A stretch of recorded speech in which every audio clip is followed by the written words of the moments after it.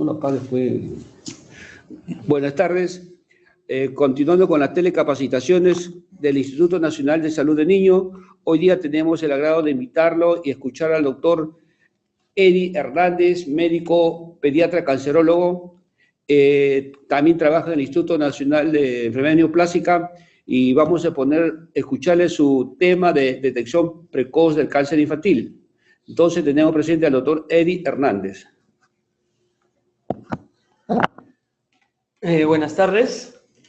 El tema que me ha tocado presentar el día de hoy es acerca de la detección precoz del cáncer infantil.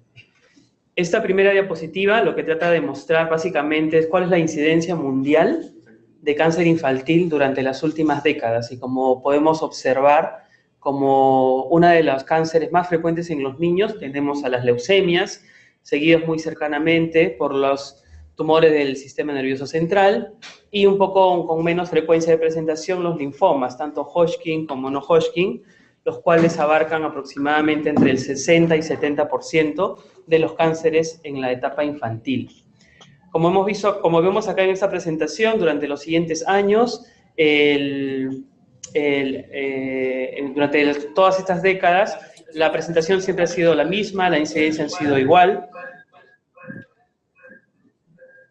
Y en esta diapositiva, que es una diapositiva que muestra la realidad, no específicamente la realidad nacional, sino una realidad de Lima metropolitana, es un registro de cáncer que se presentó en el año 2016, donde vemos también como mayor incidencia de cáncer infantil, tanto las leucemias, en segundo lugar el sistema nervioso central, y como tercer lugar los linfomas, seguidos de otros tumores sólidos de menor frecuencia, pero también importante conocerlos.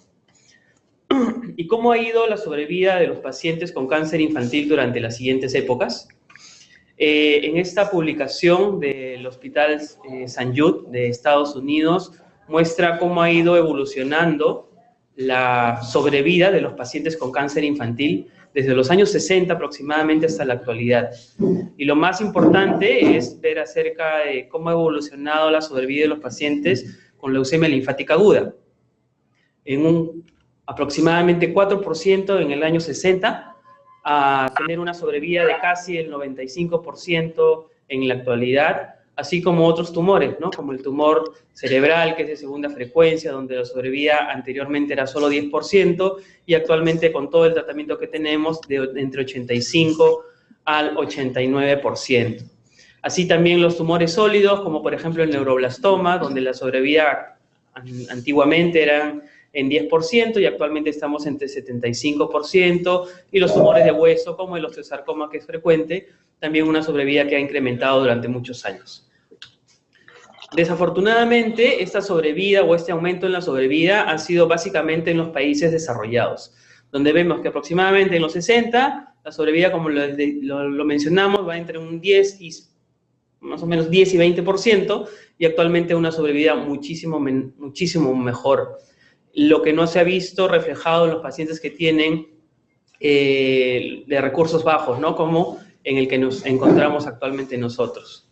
¿Y qué es lo que se ha hecho para tratar de mejorar este tipo de curvas? Por ejemplo, en un país de Centroamérica, en Nicaragua, se ha logrado hacer una intervención por muchos años, donde varios hospitales, sobre todo el Hospital St. Jude, ha ingresado a trabajar sobre ellos, y se ha visto una mejora en la sobrevida general de todos los pacientes con cánceres, sobre todo las leucemias.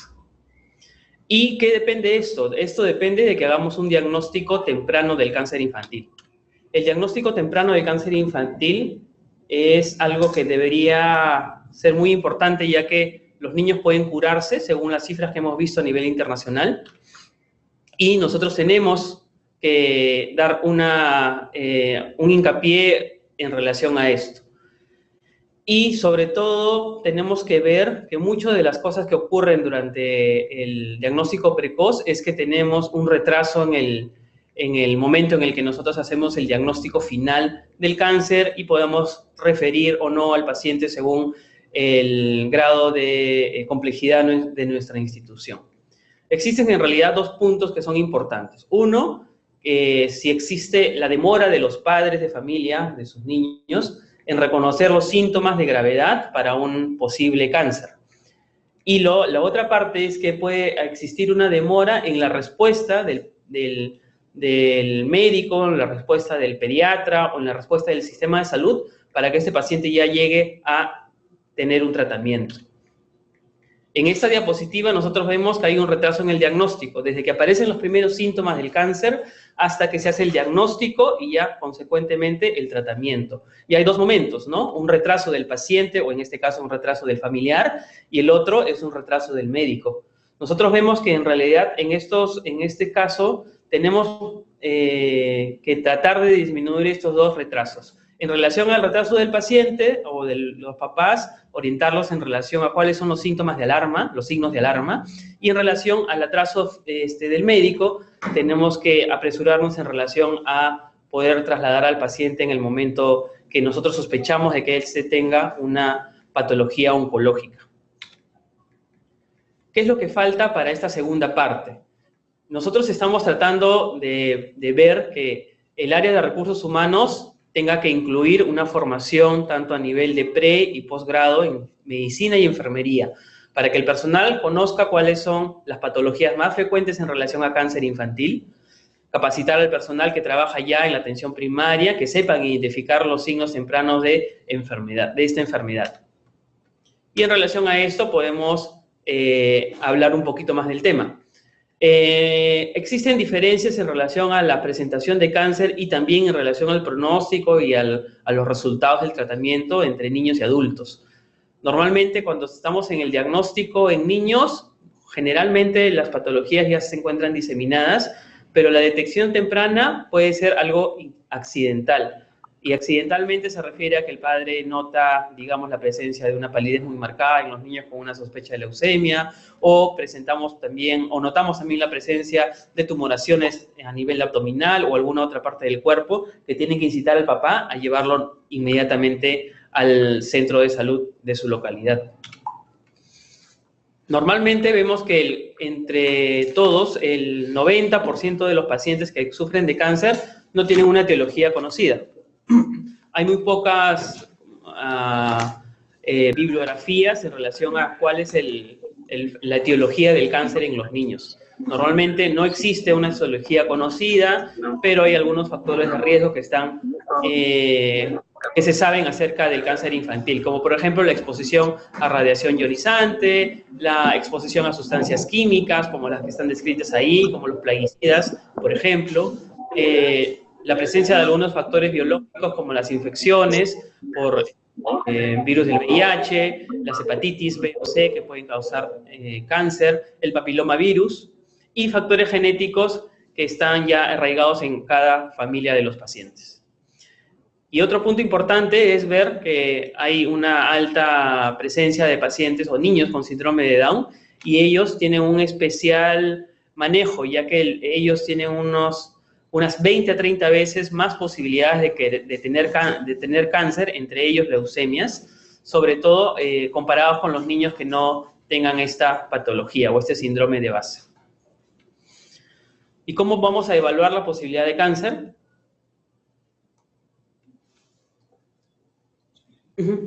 Ya.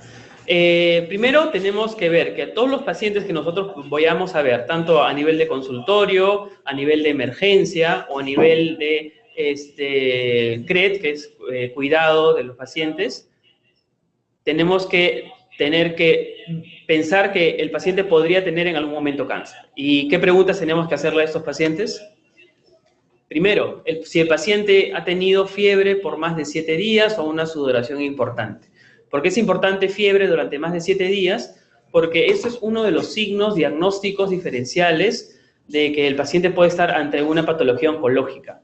Y hay una triada muy importante que es anemia, más fiebre, más púrpura, que se va a presentar en casi el 60% de todos los pacientes que tienen leucemia, acompañados, claro, de otros síntomas más, como hepatomegalia, esplenomegalia, adenopatías o un hemograma que muestra hiperleucocitosis. Entonces, si tenemos todos estos síntomas, es muy probable que nuestro paciente presente una leucemia aguda. Y en este caso ya vamos a ver qué tenemos que hacer cuando sospechamos de esta patología.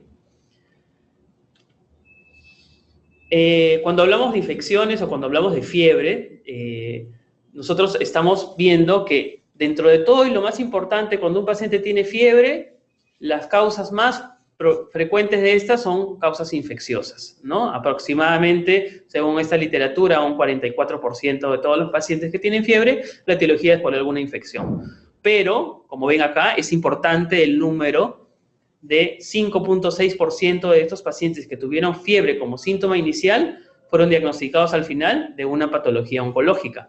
Es decir, no podemos dejar de pensar en cáncer cuando vemos fiebre de una duración bastante prolongada.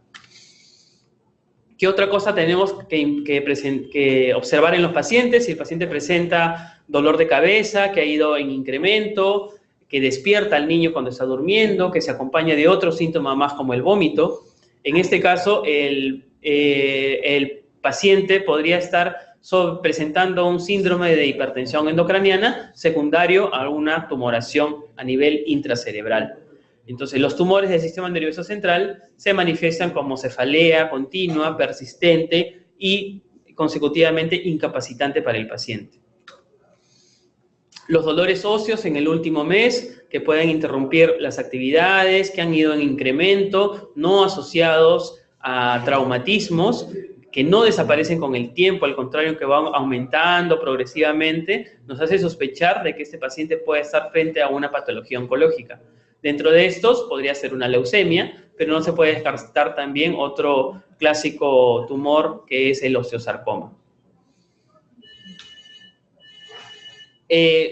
Otra pregunta importante para los pacientes que llegan a nosotros es preguntarles si ha presentado algún cambio en la pérdida del peso, si ha presentado cambio en el apetito, si ha presentado fatiga en los últimos meses, que esto sin alguna causa aparente podría llevar a que nosotros pensemos que este paciente está frente a alguna tumoración. Y dentro de estos, los linfomas, luego de las leucemias, porque las leucemias son un tanto más agudas, los linfomas nos hacen sospechar si es que tenemos estos síntomas en aquellos pacientes. ¿Y qué otra parte? No solamente preguntarle a los pacientes, sino también observar, palpar y examinar a los niños, ¿no? La presencia de petequias o moretones o signos de sangrados como en la cavidad oral, la presencia de una palidez palmar o conjuntival muy, muy severa, alteraciones al nivel de los ojos, como están descritos ahí, principalmente la leucocoria o el ojo blanco, la presencia de ganglios a nivel, en cualquiera de los grupos, ¿no? A nivel cervical, axilar, inguinal, mayores de 2 centímetros en promedio, que no duelen, que tienen una duración de más o menos más de 4 semanas, nos hacen sospechar de que ahí hay algo anormal. La presencia de signos y síntomas neurológicos focales, como convulsión, que no está asociada a fiebre, porque eso sería algo raro en un paciente.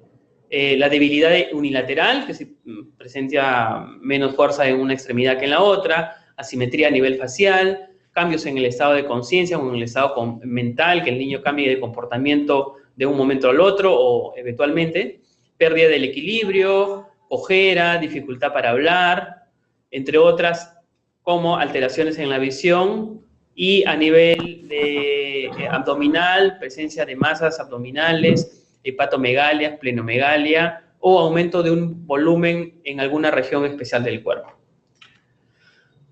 Y en relación a las adenopatías, también eso es importante mencionar. Cuando vemos adenopatías en los niños, la mayor cantidad de etiologías de estas adenopatías son de etiología benigna.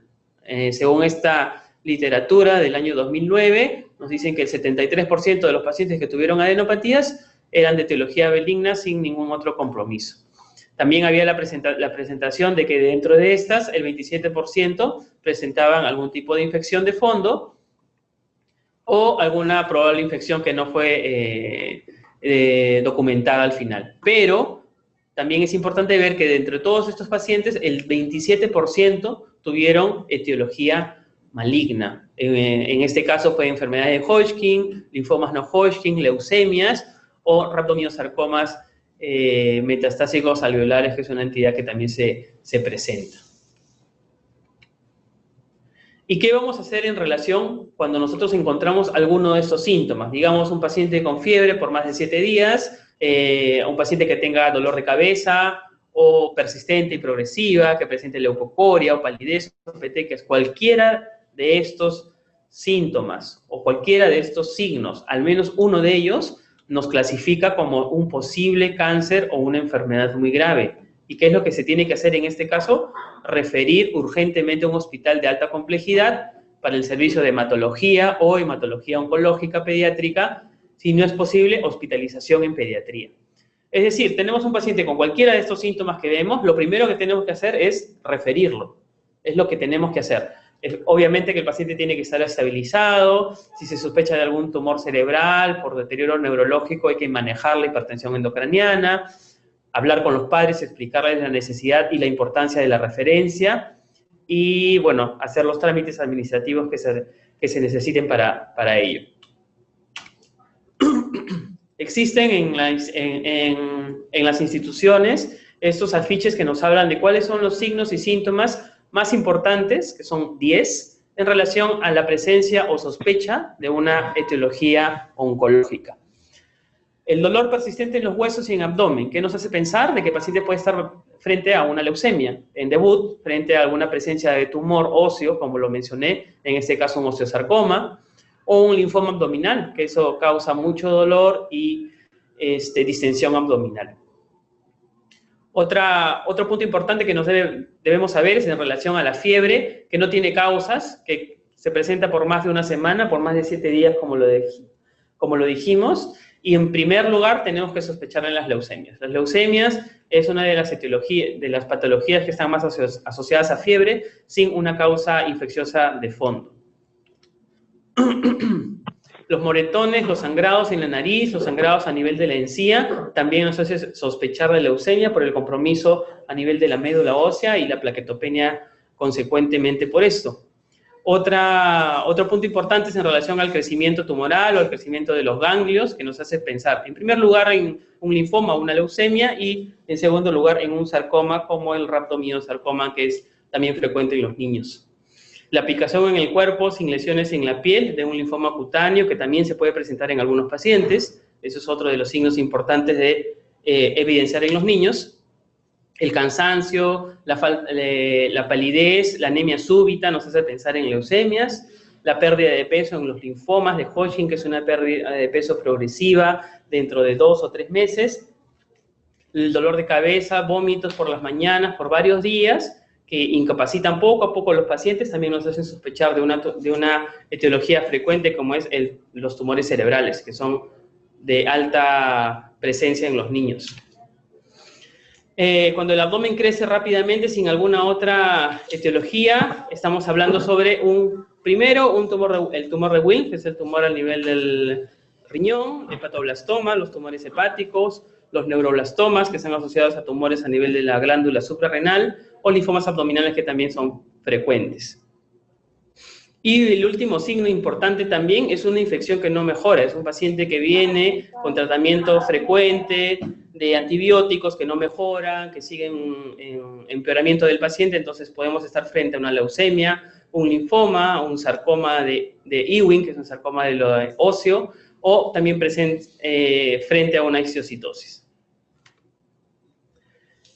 Las neoplasias más comunes en la infancia, como ya lo comentamos, en primer lugar tenemos a las leucemias, en segundo lugar tenemos a los tumores cerebrales, y en tercer lugar tenemos a los linfomas, Hodgkin o no Hodgkin.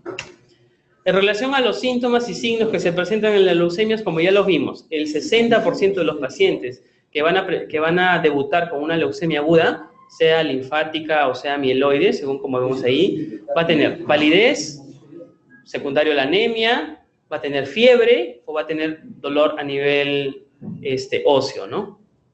Y esto sumado a otros síntomas más, como pueden ser algunas infecciones, anorexia, pérdida de peso, fatiga, lesiones a nivel de la piel como petequias o hematomas, dificultad respiratoria que algunos pacientes con una carga de enfermedad muy alta han presentado, sangrado a nivel de las mucosas por la plaquetopenia severa que tienen, dolor de cabeza o visión doble, que puede causarse por una parálisis a nivel de los nervios craneales por infiltración de la enfermedad a nivel del sistema nervioso central. Otra patología frecuente, en segundo lugar, tenemos a los tumores cerebrales. ¿Y en quiénes vamos a sospechar? En primer lugar, aquellos pacientes que tienen como síntoma principal la cefalea y los vómitos, que no mejoran, que van en empeoramiento, asociados también a cambios de la visión, cuando los tumores están en otras localizaciones, irritabilidad, debilidad, pérdidas en la coordinación, pérdida en el desarrollo mental normal, o disminución del rendimiento escolar, ya que algunas patologías son de crecimiento un poco más lentos. Y signos que podemos observar en estos pacientes: parálisis de diferentes pares craneales, déficit neurológico específico de alguna extremidad, ataxia, dificultad para caminar, papiledema, abombamiento de la fontanela anterior, y esto es importante en aquellos pacientes, ya que se ha visto que los pacientes que tienen en un promedio menor a 3 años no van a tener cefalea o vómitos, van a tener básicamente incremento del perímetro cefálico. Y ya pasados los 3 años de edad, lo que básicamente hemos visto que se ve es cefalea y vómitos. Esa es una pequeña diferencia entre la presentación clínica de los tumores cerebrales en los pacientes. Y en relación al linfoma, que es la tercera patología más frecuente en los pacientes, dentro de los síntomas vamos a ver la inflamación de un nódulo linfático. Podría ser a nivel cervical, podría ser a nivel axilar o inguinal, que nos está presentando un síntoma importante, asociado a fiebre, asociado a pérdida de peso, asociado a sudoración nocturna, que ya nos está enfocando probablemente a un linfoma un poco más específico, como es el linfoma de Hodgkin, que es de crecimiento muy lento. Cuando ese linfoma ya está avanzando, ya está ingresando a la médula ósea, porque como sabemos, es una enfermedad que empieza a nivel periféricamente, a nivel de los nódulos, y después ingresa ya a la médula ósea, nos puede presentar síntomas como una leucemia, es decir, compromiso hematológico, con petequias, compromiso de la hemoglobina, como anemia, o compromiso con los glóbulos blancos, donde también pueden haber alguna alteración. Los linfomas no solamente se presentan a nivel externo, también podemos observar linfomas intraabdominales, que ya los conversamos en un momento, linfomas intratorácicos, que también causan mucha dificultad respiratoria, tos, ortopnea, y eso es un signo de alarma para los pacientes.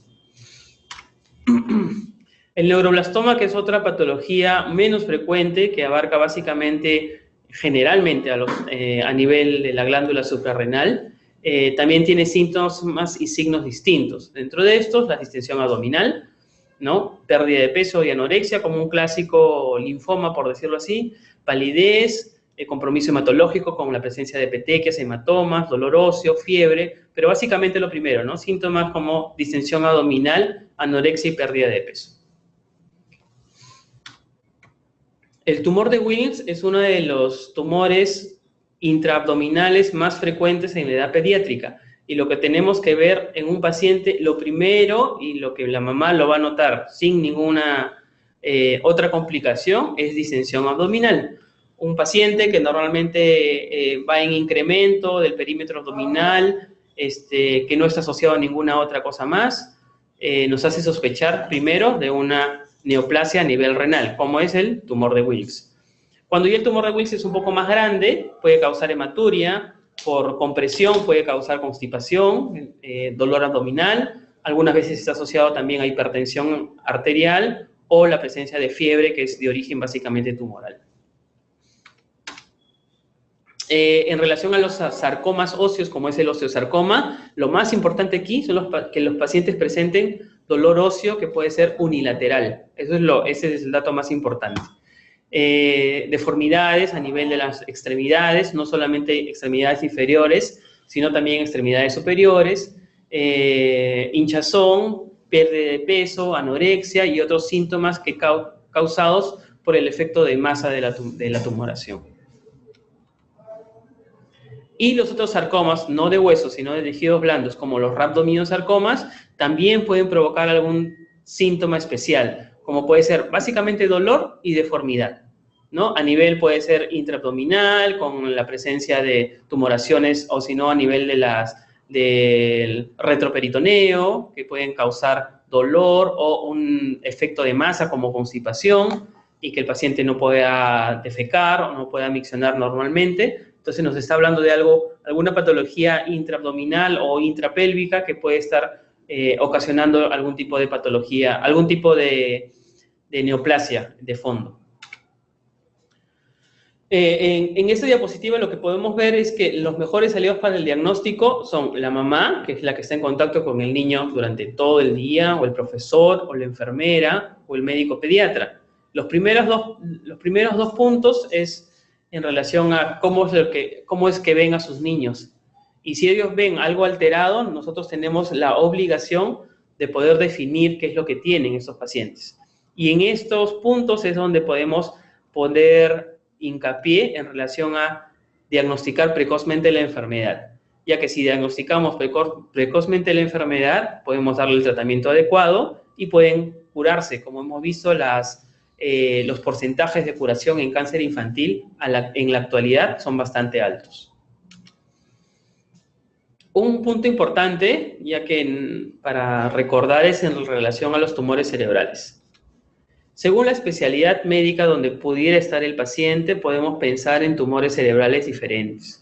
Por ejemplo, en el área de psiquiatría, cuando un paciente está siendo evaluado por alguna depresión, porque el paciente presenta cambios en el comportamiento, psicosis, podemos pensar que ese paciente está frente a un tumor supratentorial que puede causar cambios en la personalidad del paciente.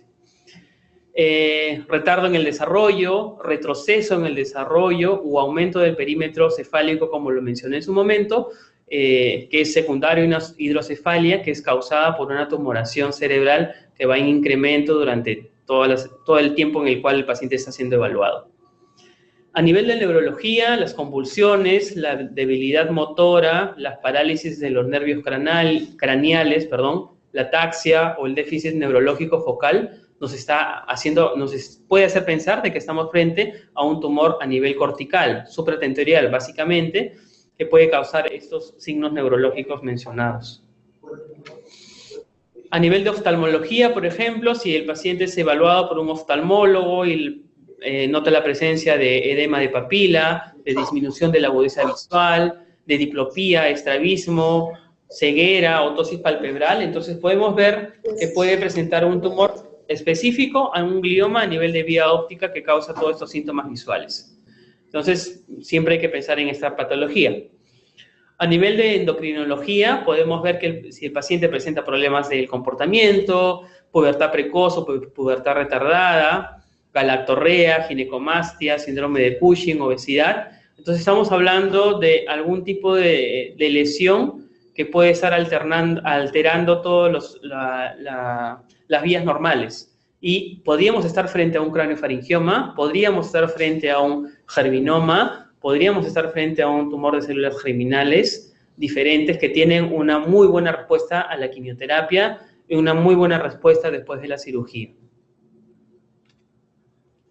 A nivel de oídos, nariz y garganta, la presencia de mareos, de vértigos, la inclinación de la cabeza para un lado, la pérdida de la audición, nos hace pensar que estamos frente a una tumoración que también puede ser importante de definirla.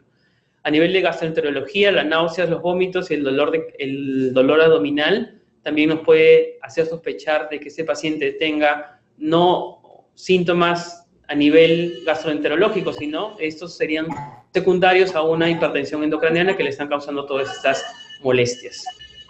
A nivel respiratorio, como infecciones respiratorias recurrentes o apneas, también nos hacen pensar que este paciente está secundario a una anomalía a nivel del tronco cerebral, por ejemplo.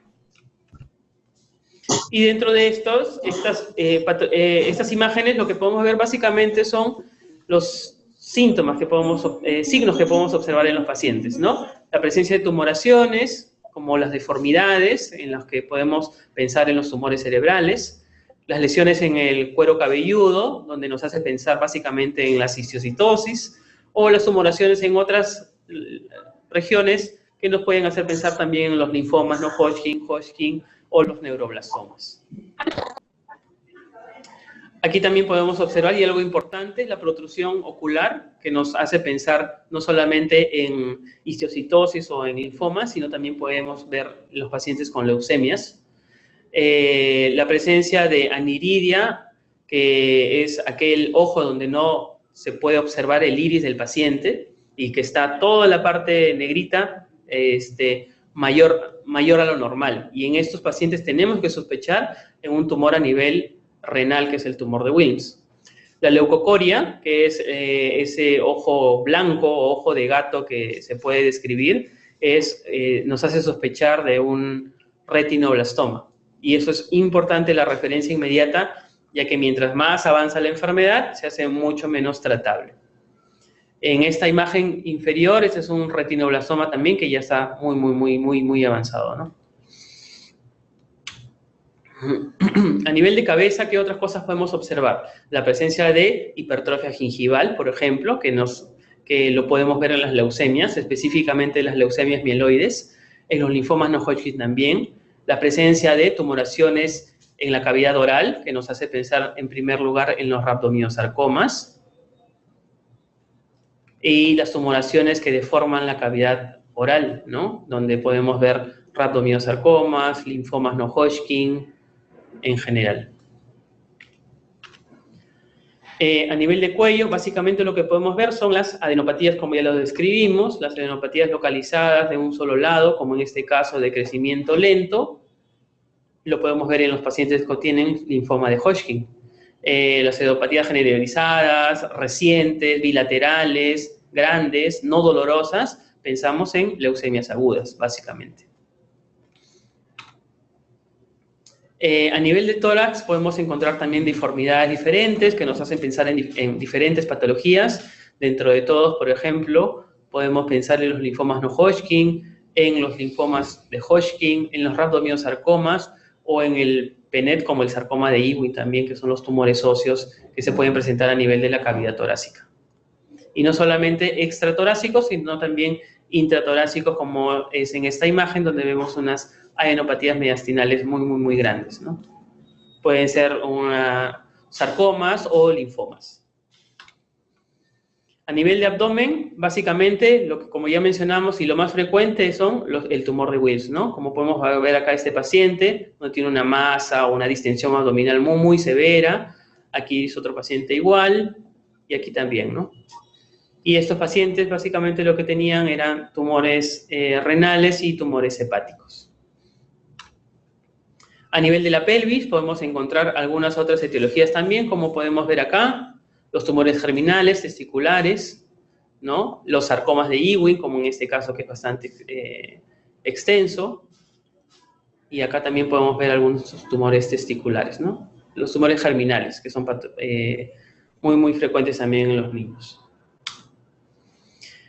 Y a nivel de extremidades, como lo mencionamos, el dolor nocturno, la fractura patológica, las tumefacciones dolorosas nos hablan de un tumor óseo. Y dentro de todo lo más frecuente tenemos a los osteosarcomas. En segundo lugar podríamos mencionar a los sarcomas de Ewing también. Los dolores óseos difusos en extremidades que van de un lado para el otro nos hace pensar en las leucemias agudas también. O las tumoraciones localizadas, no solamente en extremidades, sino también puede ser en pelvis, nos hacen pensar en los rhabdomyosarcomas, como por ejemplo. Creo que eso es todo. ¿Sí? Eso es todo en relación a lo que podía conversar acerca del diagnóstico precoz de cáncer infantil.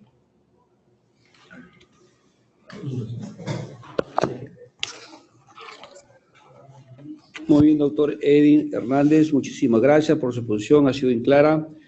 ¿Alguna pregunta del auditorio? Pueden hacerla por chat o por la internet, o también pueden hacerlo por escrito. Esperamos. Doctor Edwin Hernández, por concepto de académico nada más, ¿qué diferencia hay entre un paciente que tiene leucemia y un Hodgkin que hace leucemia? Creo que he escuchado. Ya, las leucemias empiezan o inician etiológicamente en la médula ósea. ¿Ya? Y los linfomas inician en la forma periférica, en los ganglios. Cuando va avanzando el linfoma, digamos un linfoma no Hodgkin, y si no llega al tratamiento, no llega al diagnóstico, va a ingresar a la médula ósea y va a producir alteración a nivel de la médula ósea. Entonces podemos hablar de un linfoma que está leucemizándose, y el tratamiento va a ser de una leucemia, es decir, un tratamiento bastante agresivo, porque es una enfermedad que ya está comprometiendo varios grados. En este caso sería ya el compromiso de médula ósea. Bien. Acá hay una pregunta de Diresa Loreto. ¿Las adenopatías alarman en alguna localización en especial? Es decir, ¿las adenopatías son alarmas en alguna localización especial? No, cualquier tipo de adenopatía que sea a nivel cervical, axilar o inguinal, que tenga más de 2 centímetros en promedio, que tenga, que no duela, que crezca progresivamente, nos hace sospechar de una etiología oncológica, ¿no? Es lo que podemos ver. El dolor óseo del crecimiento, acá hay otra pregunta. Dolor óseo del crecimiento, ¿cuándo sospechar que no es benigno? El dolor óseo del crecimiento es una patología que es algo que se debe diagnosticar por descarte, ¿no? Es algo que no debemos de pasarlo por alto simplemente porque pensamos que es la primera causa. Normalmente cuando hay dolor óseo tenemos que buscar otros síntomas más. De repente podemos llegar incluso a hacer algún tipo de imágenes que nos pueda hacer ver si es que existe o no alteraciones a nivel de la corteza de la cortical del hueso. Entonces tenemos que ahondar un poco más en relación a eso, ¿no? Hacer más estudios, y recién cuando vemos que no hay asociada alguna otra alteración, ya podemos concluir que este podría ser un dolor asociado al crecimiento.